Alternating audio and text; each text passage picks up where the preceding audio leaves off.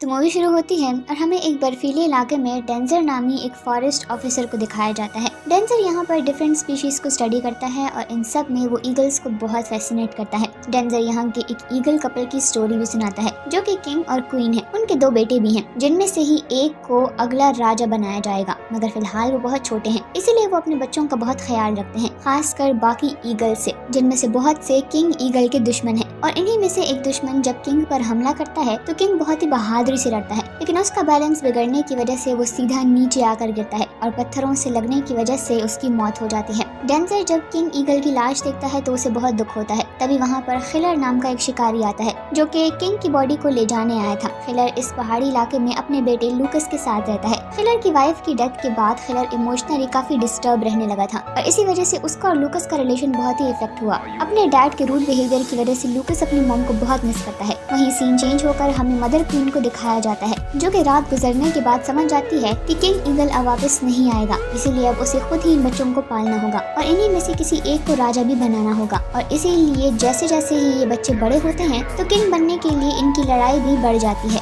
जिनमें ज्यादातर बड़ा भाई ही जीतता है। अब एक दिन जब इनकी मदर खाना लाने जाती है तो इन दोनों में फिर से लड़ाई होती है, जिसमें से बड़ा भाई फिर से जीतने लगता है। तब इसी बीच छोटा भाई पहाड़ी से नीचे गिर जाता है क्योंकि उसके अभी तक पूरी तरह से पंख भी नहीं आए हैं, तो इसीलिए वो उड़ नहीं पाता और बहुत ही जख्मी हो जाता है। इसीलिए वो अपनी माँ के आने का इंतजार करता है। जब उसकी माँ आती है तो उसे छोटे भाई के रोने की आवाज सुनाई देती है, मगर किंग के जाने के बाद वो दोनों में से किसी एक को ही पाल सकती थी, इसीलिए वो बड़े भाई को चुनती है क्योंकि उसमें किंग बनने की पोटेंशियल ज्यादा थी। और इस तरह अब छोटा भाई वहीं जख्मी पड़ा रहता है। उसे काफी सारी चूंटियां भी परेशान करती है, मगर किसी तरह रात गुजर ही जाती है। अगले दिन जब वो जागता है तो देखता है कि एक वाइल्ड डॉग उसके पास खड़ा है। वो उससे बचने की कोशिश करता है। इतने में उनकी आवाजें सुनकर लूकस वहाँ आ जाता है। वो उस डॉग को वहाँ से भगा देता है और उस बेबी ईगल को अपने पास अपने घर ले आता है और उसे वो एक सीक्रेट रूम में ले जाता है और वो एक पिलो को हाफ में काट कर उसके लिए नेस्ट भी बनाता है। वो उसको खाने के लिए ब्रेड देता है, लेकिन वो ब्रेड नहीं खा रहा होता। लूकस उसको अपने साथ रखने में इंटरेस्टेड था, लेकिन उसको ये नहीं पता था कि एक बर्ड का ख्याल कैसे रखते हैं। लूकस उसको अपने कपड़ों में रखता है ताकि कि उसको गर्मी मिले और फिर वो ईगल के लिए खाना लाने के लिए निकल जाता है। बाहर आने पर वो खिलर को देखता है। लूकस अपने फादर के पास जाता है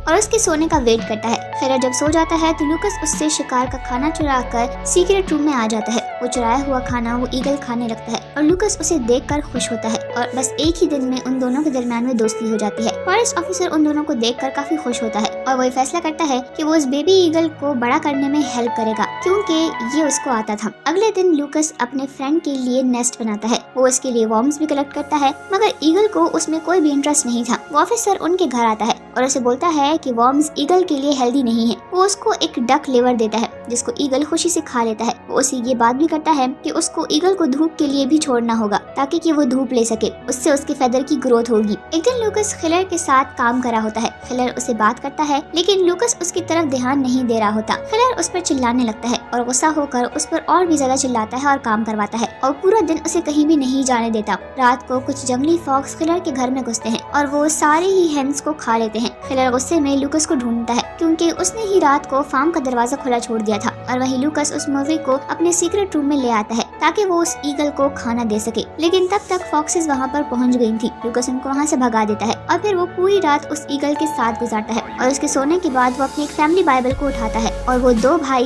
केन और एबल की कहानी को पढ़ता है। वो कहानी बिल्कुल उस ईगल की तरह होती है, इसीलिए लूकस उस यंग ईगल का नाम एबल रख देता है और उसके दूसरे भाई का नाम वो केन रखता है। एक तरफ तो वो उस यंग ईगल को ट्रेन कर रहा होता है और दूसरी तरफ वो मदर ईगल अपने दूसरे बेटे को भी माउंटेन पर रूल करना सिखाती है। लूकस उस ईगल को उड़ना सिखाता है, मगर ज्यादा नॉलेज ना होने की वजह से वो कुछ खास नहीं सीख पा रहा था। एक दिन जब वो ईगल को ट्रेन करा होता है तो डेजल भी उनको देख लेता है और वो उनको अपने साथ समर टाइम स्पेंड करने की ऑफर करता है। डेजल अब उसको सिखाएगा कि उसको एबल को उड़ाना कैसे सिखाना है। लूकस बहुत ही एक्साइटेड होता है क्योंकि वो आसमान पर एबल को उड़ता देखना चाहता था और इसके बाद वो ऑफिसर खिलर से उसको अपने साथ ले जाने की परमिशन भी ले लेता है। लूकस जब उसके साथ एक फॉरेस्ट कैबिन में जाता है तो वहीं पर वो एक यंग बॉय और ईगल की पिक देखता है। ये बहुत ही पुरानी थी, ऐसे जैसे किसी ने बहुत वक्त पहले लगाई हो, बट ये पिक्चर बिल्कुल उसकी और एबल की तरह ही लग रही थी। अगले दिन एबल को हंटिंग सिखाते हुए लूकस एक फिश को पकड़ता है और उसको एबल को दे देता है, लेकिन एबल उस फिश को फिर से पानी में छोड़ देता है। कुछ दिन के बाद एबल और केन दोनों की ही न्यू विंग्स आ जाते हैं। केन तो अपनी मदर की हेल्प से उड़ना सीख ही लेता है, लेकिन एबल को लूकस ही उड़ना सिखा रहा होता है। डेजल के बताने पर वो एक नेस्ट जैसे बकेट में एबल को बैठाता है, लेकिन ये कुछ खास काम नहीं आता है और लूकस परेशान हो रहा था। लेकिन फिर कुछ ही दिनों में वो भी उड़ने लगता है। लूकस उसे उड़ते हुए देखता है। रात को एबल और लूकस दोनों ही ओल्ड हाउस की रूफ पर सोते हैं और जब लूकस की सुबह आंख खुलती है तो वो देखता है कि एबल मिसिंग है। वो डर जाता है और एबल को ढूंढने लगता है कि तभी उसे आसमान पर उड़ता हुआ एबल नजर आता है। लेकिन जैसे ही एबल एक रॉक पर आकर बैठता है और लूकस उसके पास जाता है तो एबल वहाँ से उड़ जाता है। लूकस को यकीन हो जाता है कि उसका एक ही दोस्त अब कभी वापस नहीं आएगा। लूकस को एक फेदर मिलता है जिसको वो अपने पास याद के तौर पर रख लेता है। डेजल उसको कंफर्ट करने की कोशिश करता है, मगर उसको भी नहीं मालूम था कि एबल कभी वापस आएगा भी या नहीं। हम एबल को देखते हैं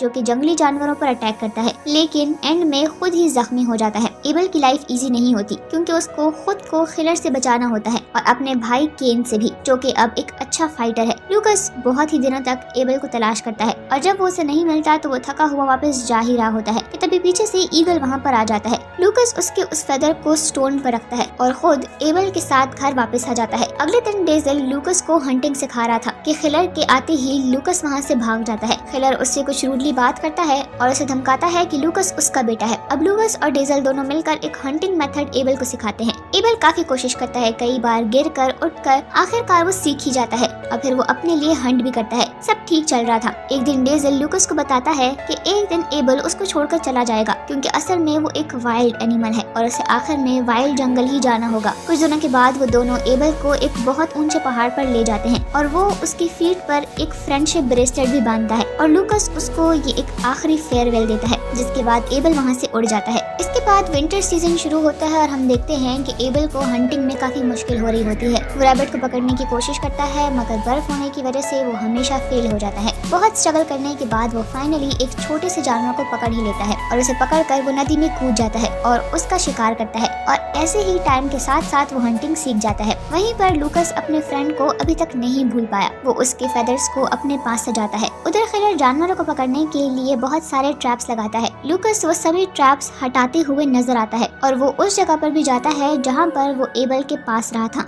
वो उसके फेदर को हाथ में ले लेता है और उसकी याद में वहीं पर लेट जाता है। कुछ देर के बाद जब वो सोकर उठता है तो वो देखता है कि एक वुल्फ उसके बहुत ही करीब है। लूकस डर जाता है और वो वहाँ से भागने लगता है कि उसका पैर उसी के फादर के लगाए हुए ट्रैप में फंस जाता है। वो मदद के लिए चिल्लाता है, लेकिन लकीली वहाँ पर डेजल मौजूद था और वो उसकी आवाज़ें सुनकर उसको बचाने के लिए आ जाता है और वो उस वुल्फ को भी भगा देता है। हम एबल को देखते हैं जो कि अपने बर्थ प्लेस पर आता है जहाँ पर उसका भाई होता है, जो कि अब एक बीस्ट की तरह स्ट्रॉन्ग हो चुका था। दोनों भाइयों के दरमियान अब भी लड़ाई होती है और वो दोनों गोश्त के लिए भी एक दूसरे से लड़ते हैं। एक रात को डेजल लूकस को दो बर्ड्स की स्टोरी सुनाता है जो कि लूकस को एबल और केन की तरह ही लगती है। लूकस डेजल से पूछता है कि इसके एंड में क्या होता है, जिस पर डेजल बोलता है कि अगर उनको इस स्टोरी का लास्ट फेज भी पता चल जाए तब भी वो इस स्टोरी का एंड नहीं जान पाएंगे। अगले दिन डेजल विंड ब्रदर्स को एक पेड़ के तन्ने पर एक साथ बैठा हुआ देखता है। हम लूकस को देखते हैं जिसने कहीं अकेले जाने का इरादा बना लिया था, कहीं दूर जहाँ पर वो अपने फादर से ना मिले। वो बस पैकिंग कर ही रहा होता है कि तभी वहाँ पर खिलर आ जाता है और वो उसे मैथ स्टिक जलाकर दिखाता है और हमें यहाँ पर मूवी का प्लॉट रिवील होता है, जिसमें कि हम देखते हैं कि लूकस की मॉम की डेथ आग लगने की वजह से हुई थी, जो लूकस से ही गलती से लगी थी। और फिर जब अब खिलर आग जलाता है तो लूकस वहाँ से माउंटेन्स की तरफ भाग जाता है। बाहर बारिश होने की वजह से खिलर भी परेशान हो जाता है और वो भी उसके पीछे निकल जाता है। माउंटेन्स पर चढ़ते हुए रॉक रोलिंग होती है, लूकस पर लाइटनिंग भी होती है और वो जख्मी हो जाता है। एबल भी उसके पास आता है और उसे आवाज देता है।